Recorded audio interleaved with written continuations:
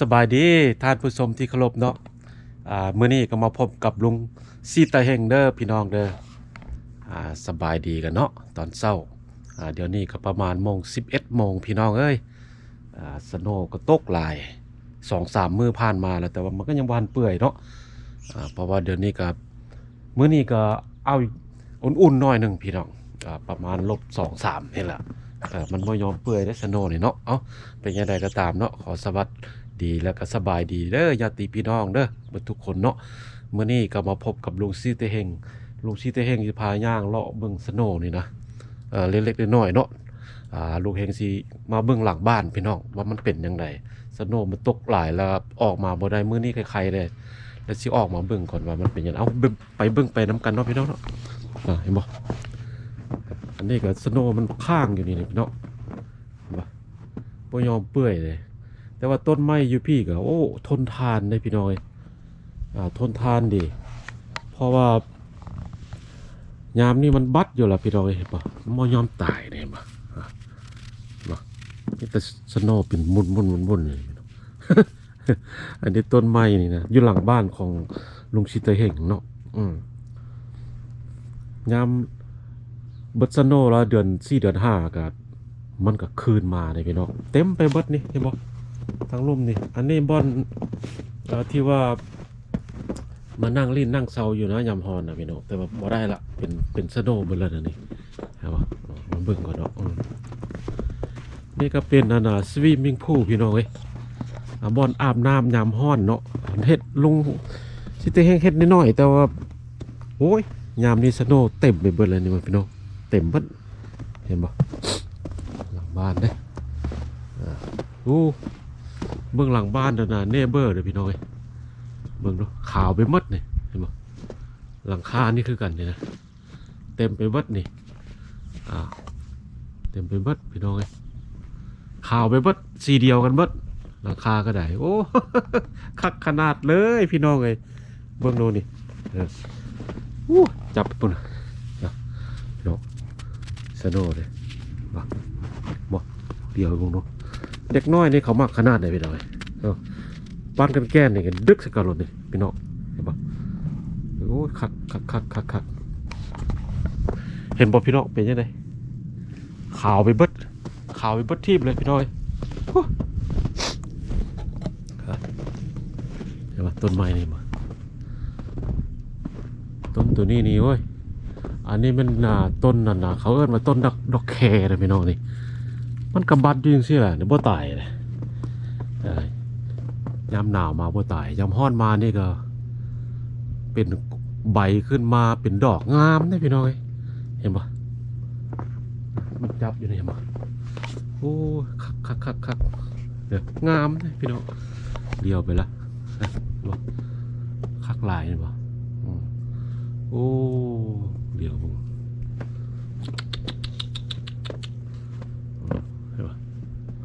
เต็มไปเบิด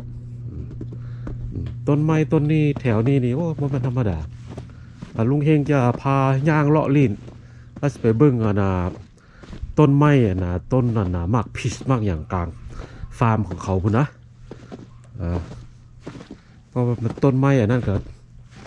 บ่ยอมตายอีกหนาว-30-40ก็ยังบ่น่ะตายเลยพี่น้องเอ้ยเต็มไปหมดนี่มาเต็มไปหมดพี่น้องเอ้ยสโนว์มืดมาแล้วเห็บพี่น้องแถวนั้นมันสิมาอีกแล้วจังหวะนี้ เอาย่างไปเบิ่งเลาะบ้านหน้าบ้านแล้วมึงว่ามันสิมีอีหยังเนาะเบิ่งน้ำถนนหนทางแหละ ไอ้ตัวก็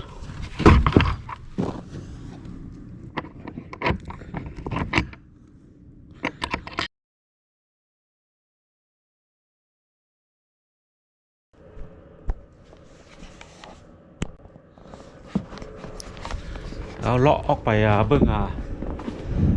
ทางหน้าบ้านกันเนาะพี่น้องเนาะถนนหนทางว่ามันสิเป็นยังไงเห็นบอลสโนว์ปวดมากองอะไรนี่ยังก็เปื่อยแล้วเนี่ยนี่นี่เปื่อยแล้วเนี่ยแต่ว่ายังเป็นกองอยู่พี่น้องดูดูเป็นกองอยู่ โอ้วันนี้มีแสงตะเวนพี่น้อยแสงตะเวนจ้าเข้ามาเลยนี่เขาก็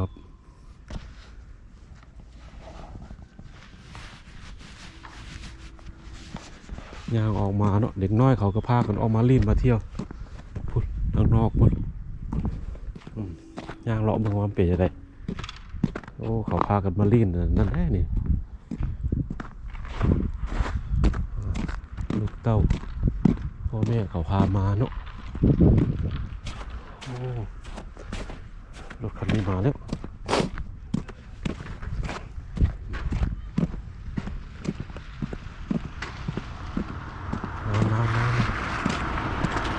ค่อยๆค่อยๆชอบที่ตรงจะกูได้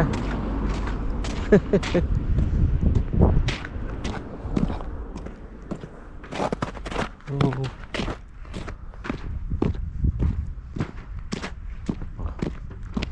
อันนี้บอลเด็กน้อยเขาลีนเขาก็พากันมาลีนมาเที่ยวได้พี่น้องโอ้คักเลยไปเบิ่งเด็กน้อยนี่ย่างลีนอยู่กันนะ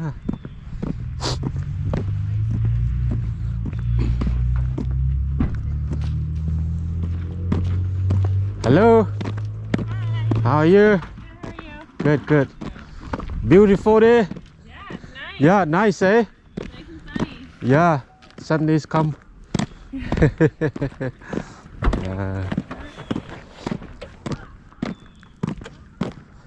เขาก็พาลูกเต้าเขามาเล่นพี่น้องเอ้ยมาเบิ่งมาเที่ยว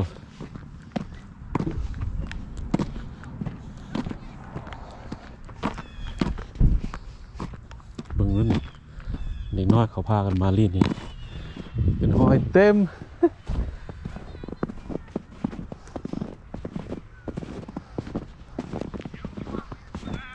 โอ้เขาพากันเล่นลงคอยเด็กน้อยลงคอย โอ้คักเด็กน้อยเขามักเลย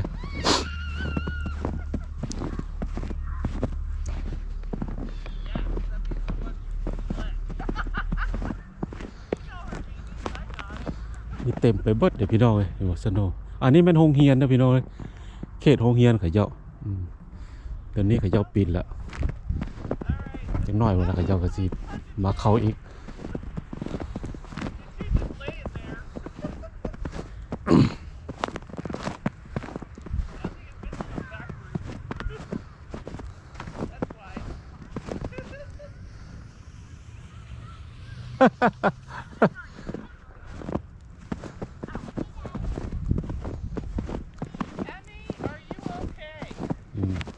แต่เด็กน้อยเขาพากันมาเล่นสนุกพี่น้อย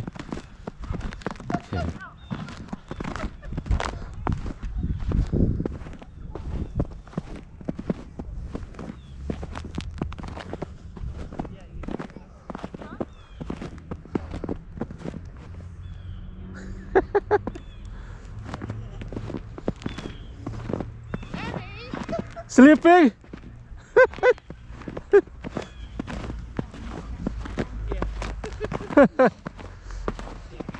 มันรีดเมื่อยเลยกันเนาะ Bro good eh not good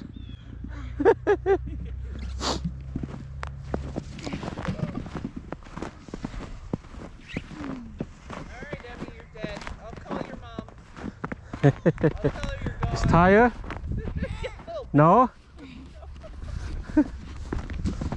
น้อยเขารีด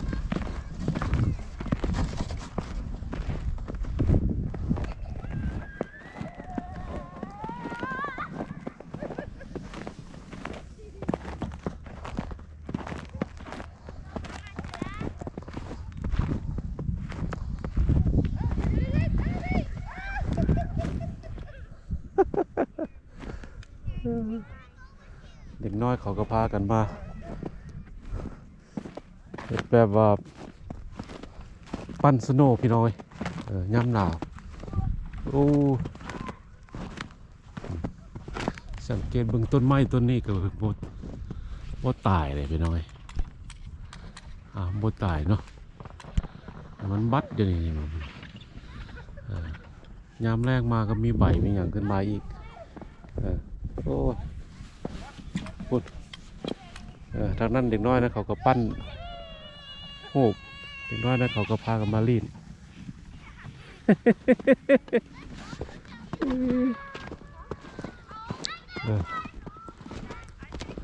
ก็ให้เด็กน้อยเขาลีนพี่น้องจะบอกมันเมื่อยแล้วมันก็นอนนะบัดนี้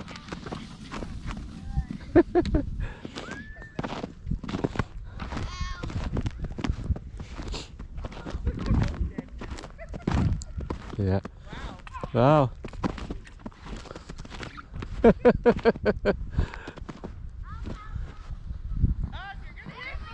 โอ้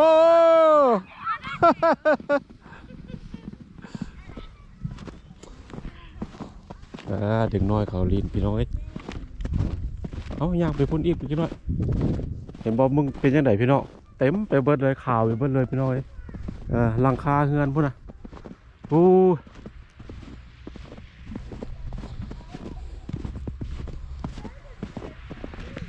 พอเด็กน้อยเขาก็มักเลยพี่น้อยเขามักหลายเด็กน้อยแถวนั้นยามสโนว์มาสิแล้วก็ตอนมันเป็น-4 -5บอกอย่างซี่มันแข็งเนาะเขาก็พากันมาขี่นัดแลนโรงเรียนเพราะว่าสังโรงเรียนกับเจ้าก็มาเฮ็ดเป็นภูไว้เป็นโนนไว้เพื่อให้เด็กน้อยขึ้นไปเทิงแล้วก็ไหลลงมาโอ้เขาก็ม่วนพอเขาได้พี่น้องม่วนหลายพี่น้องเขาอย่างน้อยเนาะพอมาเขาก็ต้องได้โอ้ใส่เกลือบอกเกลือบุดคักแน่ได้พี่น้องนี่วะใส่เกลือบุดได้เอาย่างไปเบิ่งไปด้วยกันพี่น้องอันนี้ละประเทศเมืองหนาวเนาะ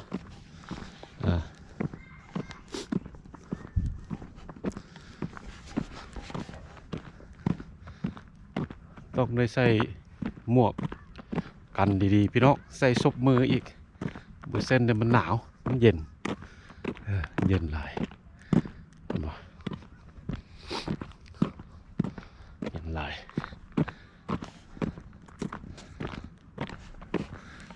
สังเกตมึงเนาะสังเกตมึงเนาะพี่น้องบ้านเฮือนแต่ละหลังหลังคานี่เต็มไปด้วยสโนว์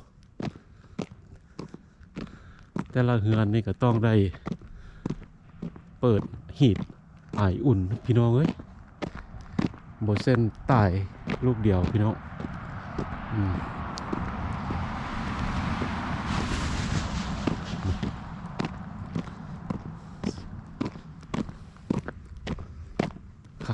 คัก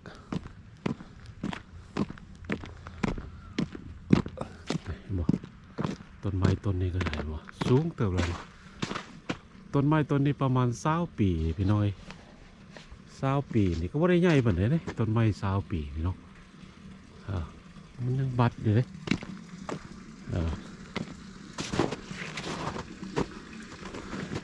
เป็นง่าเป็นใบมันยังตุ่มอยู่นี่จังน้อยนี่มันก็เกิดขึ้นมาแล้วนี่คักเอาเป็นยังไงพี่น้องป้องไปได้เบิ้งสโนว์แล้วคักบ่งามบ่เป็นสีงามบ่ฉะนั้นแล้วมาฮอดตอนนี้คลิปวิดีโอของลุงซิเตอร์เฮนก็ได้จบแต่เพียงเท่านี้เด้อพี่น้องเลยโอกาสหน้าพบกันใหม่เนาะเอาฉะนั้นแล้วลุงซิเตอร์เฮนขอบายบายเนาะเอาโชคดีปีใหม่เด้อพี่น้องเลยเดือนนี้ก็เดือนตำบิดเนาะของปี2023เอาขอให้ทุกคนต้องโชคดีเอาบายบาย